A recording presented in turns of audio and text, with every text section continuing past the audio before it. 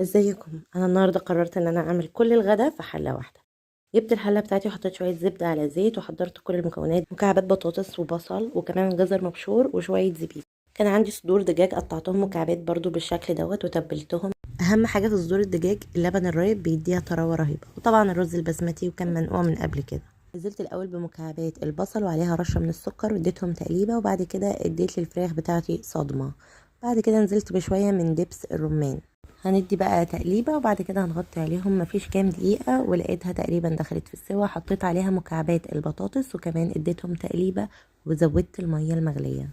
في المرحله دي تقدروا ان انتم تحطوا كمان بسله، بس انا كنسلت الخطوه ديت علشان طبعا احنا عندنا انيميا فول فكنسلناها. وطبعا نزلت بالرز وحطيت بشر جزر وشويه من الزبيب كبديل يعني.